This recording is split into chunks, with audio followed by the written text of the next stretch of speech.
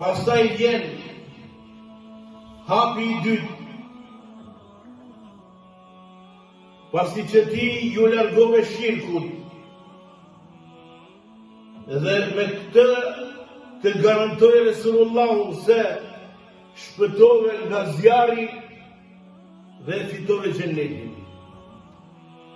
Tjetra që është me rëndësi pasi që ti nuk i bën shirk Allahut, tani po don të futesh më thellë me Allahun, është ajo që është shumë e rëndësi në fenë e Allahut, është namazi. Në hadithin të cilin e transmeton Ka'bi, Allahu qoftë i kënaqur me të, thot sahabiu, ishim 7 persona në xhaminë e Resulullahut dhe jemi mbështetur në mur, ashtu siç mbështetemi ne, në murin e xhamisë, në brenda në xhami. E falëm një prej namazëve dhe ishim mbështetur në muret e xhamisë, dikur hyri Resulullahu sallallahu alaihi wasallam në xhami dhe na pa neve 7 persona në xhami, jemi mbështetur. Tha Resulullahu sallallahu alaihi wasallam, çfarë bëni ju këtu në xhami, ashtu të mbështetur? Than, ja Resulullah, jemi duke e prit kohën e namazit që vjen tash. Do të thotë nëse kanë fal drekën, kanë qenë duke e prit ikindin, apo nëse kanë fal akshamin, kanë qenë duke e prit yatsin. Resulullahu sallallahu alaihi wasallam heshti pak, pastaj tha, a e dini çfarë thot krijuesi juaj? Tham, jo, nuk e di. Tha Resulullahu sallallahu alaihi wasallam, kush e fal namazin në kohë dhe kujdeset për mos ta humbur atë,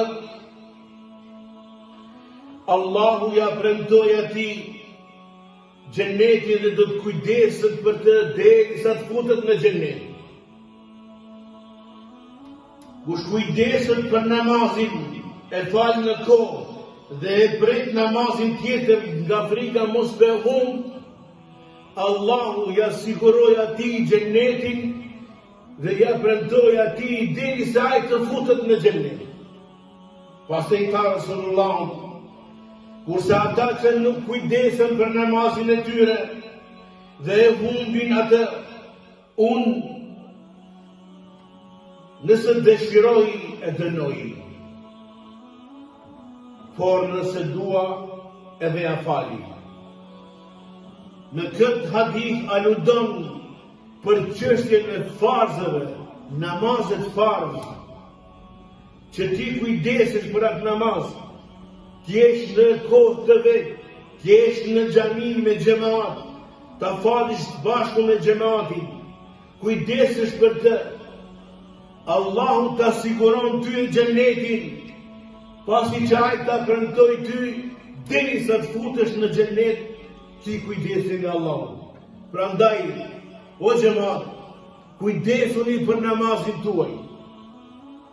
E sidomos në xhamia, nga se ky është një shpërblim i madh, kur Allahu e merr përsipër për kujdesin tënd të futesh në xhenet.